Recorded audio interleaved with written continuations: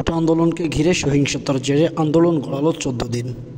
চলমান কারফিউ অব্যাহত থাকবে অনির্দিষ্টকালের জন্য। মানুষের জানমাল, রাষ্ট্রীয় সম্পদ নিরাপত্তায় সেনা টহল অব্যাহত থাকবে।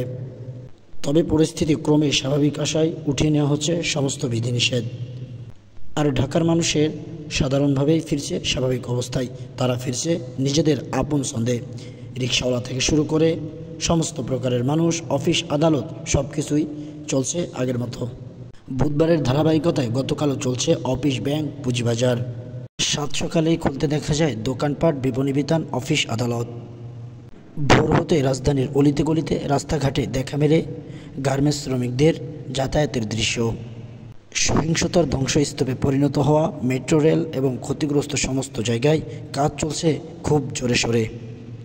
13 দিন কারফিউর পরে গতকাল রেলের চাকা ঘুরলেও ছিল না কোনো যাত্রীশূন্য সিট নিয়ে এক স্থান থেকে অন্য স্থানে রওনা হয় দেশের রেলগুলো।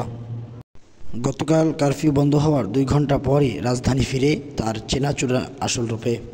অন্যান্য দিনের মতো ছিল শিক্ষা প্রতিষ্ঠানগুলো। রাস্তার মধ্যে শিশুদেরকে দেখা যায়নি। স্কুল বন্ধ থেকে বাচ্চাদেরকে নিয়ে মার্কেটে বের হয়েছে অনেক গার্ডিয়ানরা।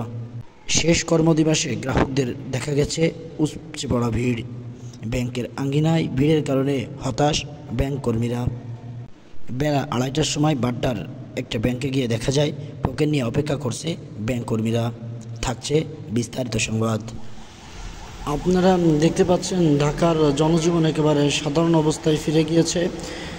তারা তাদের চিরচেনা রূপে আস্তে আস্তে ফিরতেছে। স্কুল, কলেজ যদিও বন্ধ আছে, কিন্তু সমস্ত প্রকার ব্যবসা প্রতিষ্ঠান এবং ব্যাংক এগুলো চালু হয়ে গেছেন। আপনারা ইতিমধ্যেই জেনেছেন।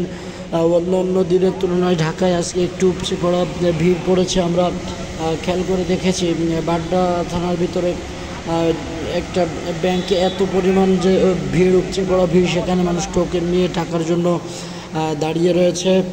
স্বাভাবিকত রাস্তাঘাট আগের মতোই চলতেছে। প্রয়োজনের তুলনায় এখন আরও বোঝা যাচ্ছে মানুষের চাপ ঢাকায় বেড়ে গেছে।